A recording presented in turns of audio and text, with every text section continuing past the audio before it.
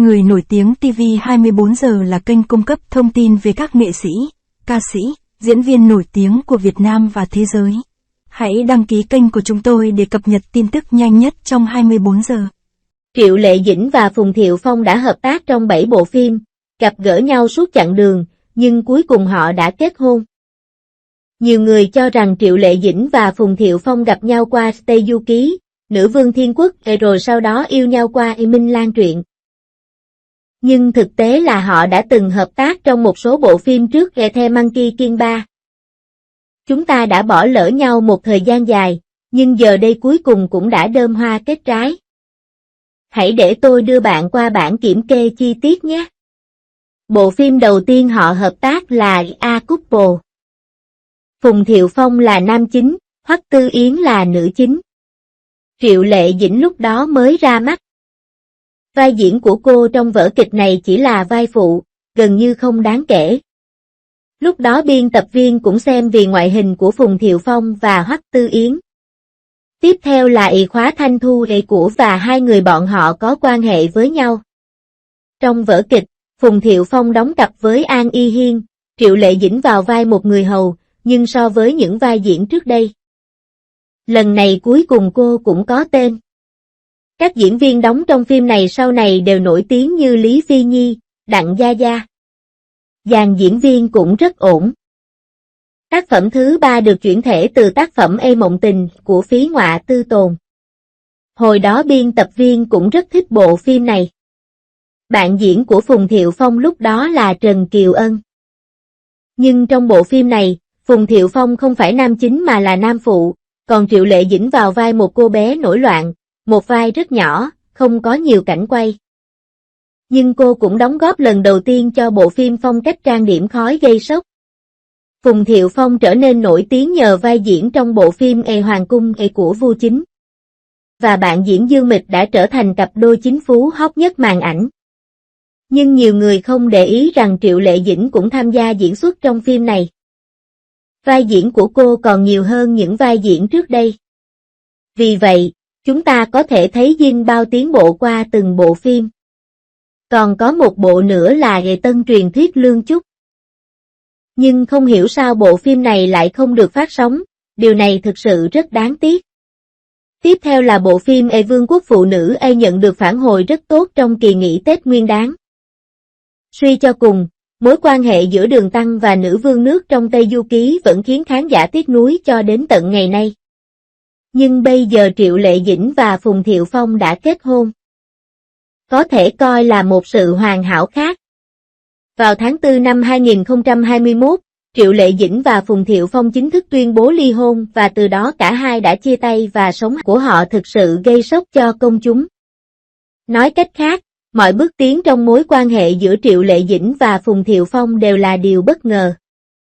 Vào năm 2018, họ bỏ qua việc công khai mối quan hệ và đi thẳng đến việc khoe giấy chứng nhận kết hôn.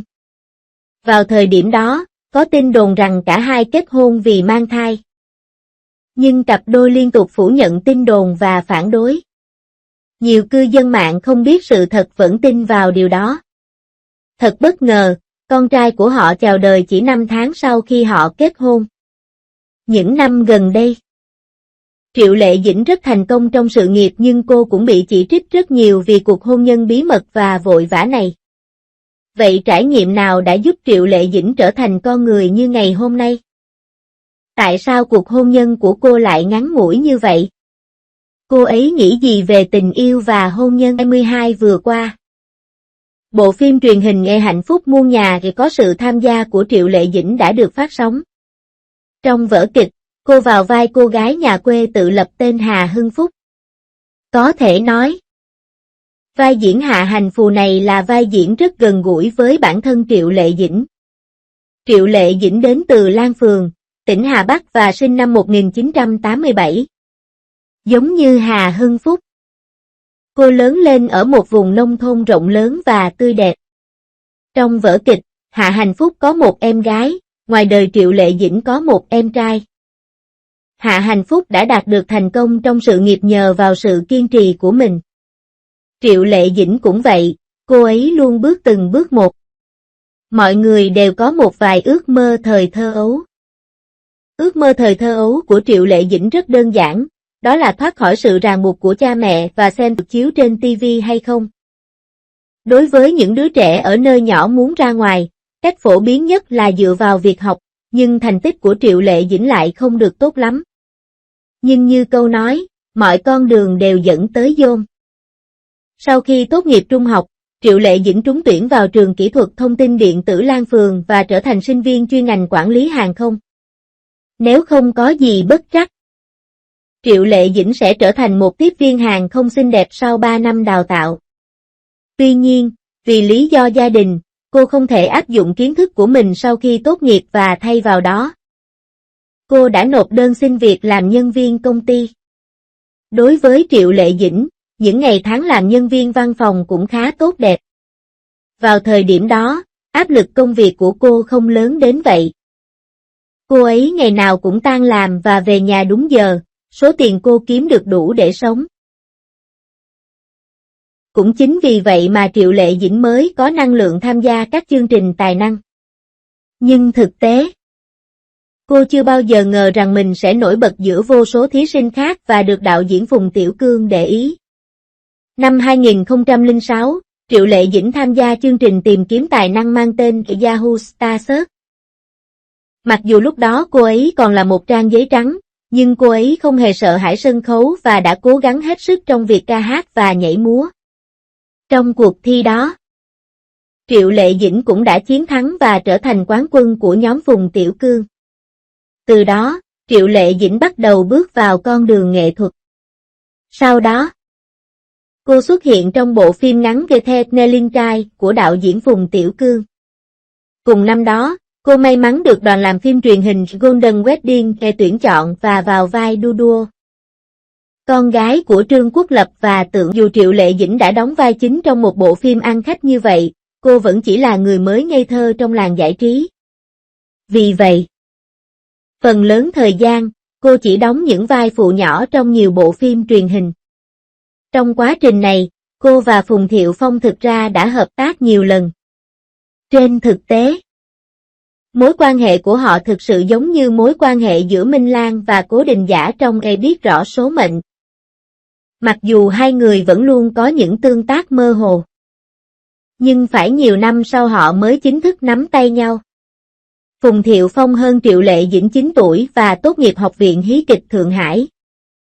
Trong khi Triệu Lệ Dĩnh còn đang chạy đôn chạy đáo để tích lũy kinh nghiệm thì Phùng Thiệu Phong đã đảm nhiệm vai chính trong rất nhiều bộ phim truyền hình. Năm 2008, Triệu Lệ Dĩnh vào vai một cô hầu gái trong bộ phim truyền hình Khóa Thanh Thu, nam chính của bộ. Tuy nhiên, mặc dù lúc đó họ cùng làm việc trong một đoàn, nhưng họ không tương tác nhiều với nhau ở nơi riêng tư. Điều thú vị là Triệu Lệ Dĩnh và Phùng Thiệu Phong sau đó đã đóng chung trong các bộ phim truyền hình A Dream of Love, A Couple và Telis Lock and Discutai. Tuy nhiên, cả hai vẫn không có cảnh đối đầu trong vở kịch và không hiểu nhau ở ngoài vở kịch. Năm 2011, Triệu Lệ Dĩnh đã trở nên nổi tiếng với vai diễn Thanh Nhi trong bộ phim Nghe Tân Hoành Phi, và cô cũng bắt đầu đảm nhận một số vai có cảnh quay quan trọng hơn. Với sự phát sóng của truyền thuyết Lục Trinh, Đến Đây Nào, Tình Yêu Của Tôi và Hoa Du Ký, Triệu Lệ Dĩnh cuối cùng đã trở thành một ngôi sao nữ được yêu thích. Khi sự nổi tiếng của cô ngày càng tăng, những tin đồn về đời sống tình cảm của cô cũng bắt đầu lan truyền. Ban đầu, Triệu Lệ Dĩnh và Cao. Tuy nhiên, không bên nào thừa nhận mối quan hệ này. Sau đó, Triệu Lệ Dĩnh và Trần Hiểu trở thành cặp đôi màn ảnh đẹp đôi trong mắt công chúng vì sự hợp tác trong Lục Trinh truyền kỳ. Trong thời gian đó, người ta phát hiện họ thực sự có rất nhiều tương tác mơ hồ, và hầu như mọi người đều tin rằng họ có mối quan hệ ngoài đời thực. Tuy nhiên, vào năm 2015, Trần Hiểu và Trần Nghiên Hy đã chính thức công khai mối quan hệ của họ. Sau đó, anh chia sẻ trong một cuộc phỏng vấn rằng tin đồn giữa anh và Triệu Lệ Dĩnh chỉ là lời đồn thổi. Trên thực tế, mặc dù Triệu Lệ Dĩnh chưa từng công khai bạn đời trước khi đính hôn với Phùng Thiệu Phong nhưng cô đã tiết lộ lịch sử mối quan hệ của mình trong các cuộc phỏng vấn. Triệu Lệ Dĩnh thừa nhận cô đã bị bạn trai cũ bỏ rơi và phát hiện ra anh ta đang lừa dối cô. Có thể thấy, tuy Triệu Lệ Dĩnh có ngoại hình nổi bật phải trục trặc trong các mối quan hệ, điều này cũng khiến cô ấy thận trọng hơn khi tình yêu đến. Năm 2016, Triệu Lệ Dĩnh và Phùng Thiệu Phong gặp lại nhau, lần này họ hợp tác với vai nam nữ chính trong Ghê Tây Du Ký, Nữ Quốc. Đây có thể là cuộc hội ngộ phù hợp cho cả hai người. Vào thời điểm đó, Triệu Lệ Dĩnh đang trong giai đoạn trống rỗng về mặt tình cảm, Phùng Thiệu Phong cũng trở lại trạng thái độc thân sau khi có nhiều bạn gái bao gồm Nghê Ni và Lâm Vân. Cả hai có rất nhiều cảnh tình cảm trong phim, cùng với sự hợp tác bền chặt của họ trong nhiều năm, một câu chuyện tình yêu đã diễn ra một cách tự nhiên. Có câu nói rằng sự thay đổi về lượng sẽ dẫn đến sự thay đổi về chất, điều này thực ra cũng đúng với mối quan hệ giữa nam và nữ. Những thay đổi tinh tế của họ tất nhiên không thể thoát khỏi sự chú ý của giới truyền thông. Tin tức về, nhưng họ vẫn chưa xác nhận điều đó. Năm 2017, Triệu Lệ Dĩnh và Phùng Thiệu Phong lại hợp tác trong Ê Minh Lan truyện. Trong bộ phim truyền hình nổi tiếng này, nam và nữ chính mà họ thủ vai đã quen biết nhau từ nhỏ và đến với nhau sau khi mỗi người có một số trải nghiệm tình cảm. Điều này có nhiều điểm tương đồng đáng ngạc nhiên với câu chuyện tình yêu của Triệu Lệ Dĩnh và Phùng Thiệu Phong. Đoàn làm phim đã quay phim trong 7 tháng và họ có thể cân bằng được giữa công việc và tình yêu. Khi hai người yêu nhau, họ cũng rất ngọt ngào và hạnh phúc. Ví dụ, vì Triệu Lệ Dĩnh có rất nhiều lời thoại trong phim nên khi các diễn viên khác lên kế hoạch ra ngoài ăn tối, cô ấy không bao giờ tham gia mà chỉ trốn trong phòng và đọc thoại không ngừng. Mỗi lần như vậy, Phùng Thiệu Phong đều gói một số món ăn ngon mà Triệu Lệ Dĩnh yêu thích và mang đến phòng cô khi chúng vẫn còn nóng. Triệu Lệ Dĩnh cũng hiểu rõ và trân trọng Phùng Thiệu Phong hơn.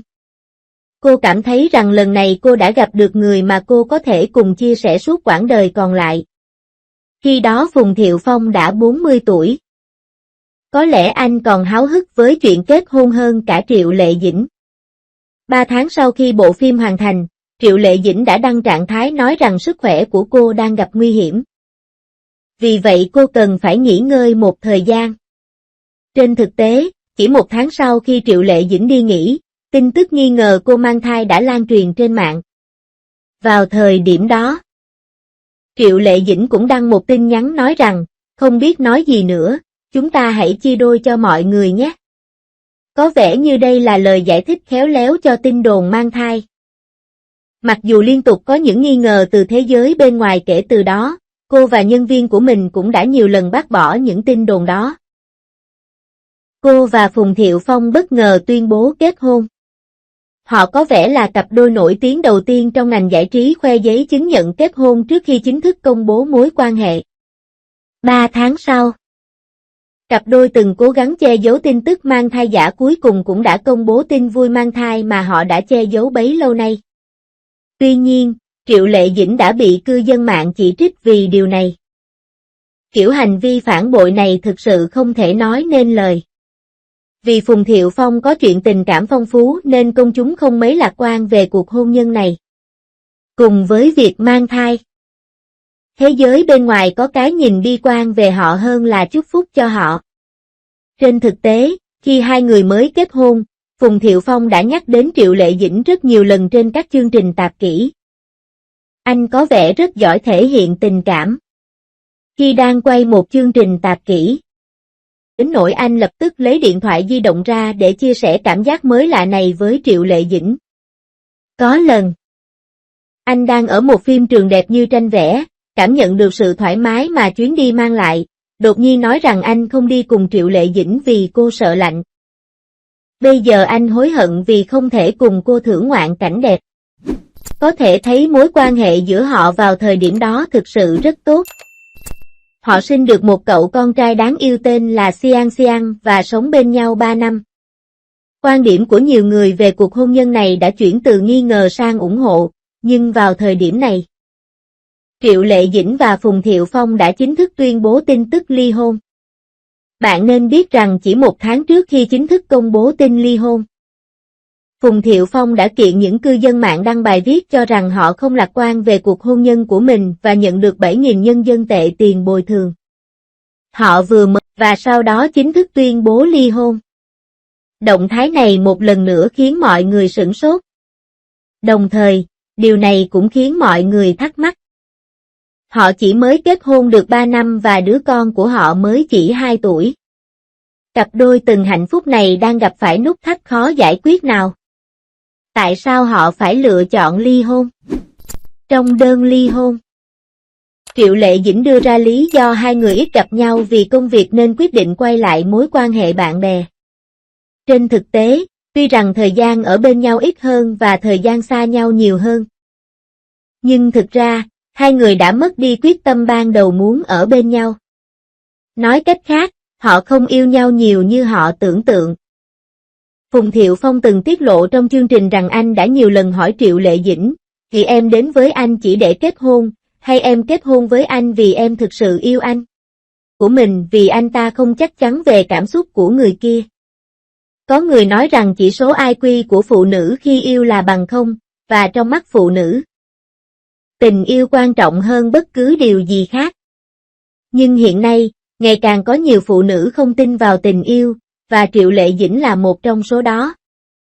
Cô từng thừa nhận trong chương trình Dinh Sinh Show rằng tình yêu không thực sự quan trọng và trên thế giới này còn rất nhiều điều tươi đẹp.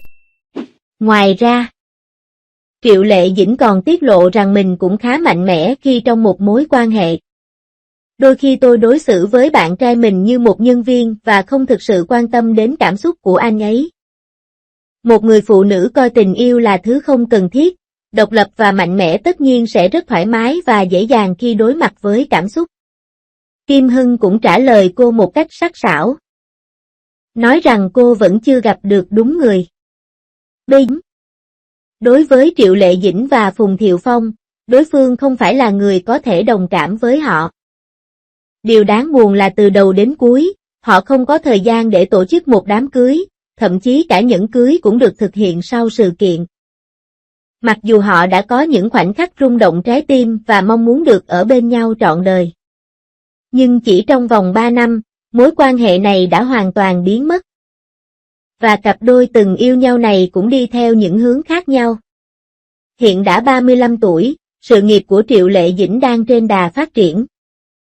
Bộ phim truyền hình Win Blamissum, có sự tham gia của cô gần đây đã nhận được nhiều lời khen ngợi. Cô cũng sẽ sớm xuất hiện trên sân khấu gala mừng xuân Bắc Kinh 2023. Tuy Phùng Thiệu Phong không nổi tiếng bằng Triệu Lệ Dĩnh nhưng anh cũng tham gia 11 tác phẩm điện ảnh và truyền hình như Tinh Hà Trường Sang năm 2020 cũng đang có cuộc sống rất viên mãn. Cuối cùng là Knowing or Not sắp được phát sóng nhưng ngày phát hành vẫn chưa được xác định. Đây có thể được coi là tác phẩm cuối cùng của hai người. Knowing or Not đã trở nên nổi tiếng trước khi phát sóng, từ tin đồn tình cảm cho đến thông báo chính thức về hôn nhân. Tôi tự hỏi liệu họ có thể phát hành bộ phim trước khi làn sóng nổi tiếng này qua đi không? Vậy thì tôi sẽ cùng mọi người xem phim nhé. Thế giới này tròn lắm. Các chàng trai độc thân không cần phải lo lắng, chỉ là người đó vẫn chưa xuất hiện thôi. Dù có đi ngang qua nhau thì vẫn sẽ gặp lại nhau. Lý do các bạn bỏ lỡ nhau có thể chỉ vì các bạn chưa phải là phiên bản tốt nhất của chính mình. Khi thời điểm thích hợp đến, hai bạn sẽ ở bên nhau. Tôi cũng chúc mừng